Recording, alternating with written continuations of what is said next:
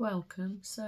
I think I was reflecting on my poetry, and I was thinking actually, no matter what the titles and the themes are, ultimately, I think all of my poetry really encompasses everything about life and relationships in its biggest sense, relationships with ourselves, with others, and beyond, really, both the known and the unknown, conscious and the unconscious. So I was just thinking a little about that. So, this poem I'm going to share is called Gone But Not Forgotten, and then there's a subtitle to it, Lost in Translation. So, Gone But Not Forgotten, Lost in Translation.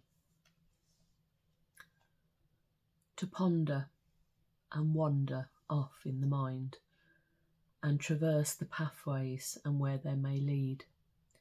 Dead ends, lanes with a pretty view, bogs and quagmires of mud, not staying too long for fear of getting sucked in, sucked under, wallowing in mud. Better to meander over the hills, cutting through shortcuts, fields of grass and weeds, hedgerows and brambles, having to be careful not to scratch your legs on them. Like the time I fell head first into the blackberry bush, hearing the screams and cries, the sound of a voice and feet running and jumping, being pulled out of the brambles, handed over to Mum on the other side of the fence. And then anger and fear in the voice, worried I could have been hurt, annoyed, pulling me up the garden path, questioning why I'd done such a thing, upset, anger, annoyance, fear, tears that perhaps belied the love and care underneath. And so it got lost in translation,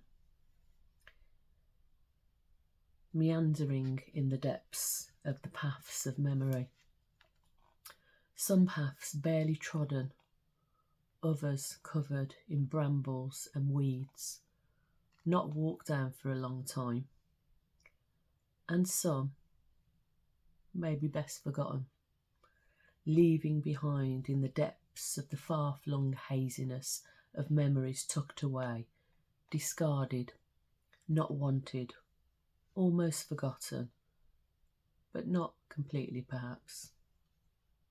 Every once in a blue moon, popping up unexpectedly, catching by surprise, offering a moment of history, insight, and times of mixed emotions, sadness, hurt, tears, upset, frustration, irritation, annoyance for feeling this way. Whose frustration? Whose annoyance? Mine? Theirs? Someone else's? Some ghost of the past, not met, never known, and yet they reside in the murky, hazy depths, resigned to history. Some ghosts of the past left in the past, others to resurface, but not to be known, others yet to be known, some trying to make friends almost, trying to nudge you with some small gem of wisdom, others banging on the door, demanding for it to be open, demanding to be let in, too loud to ignore, screaming, this story is important and needs to be told. My voice needs to be heard. Your voice needs to be heard. Our voices need to be heard.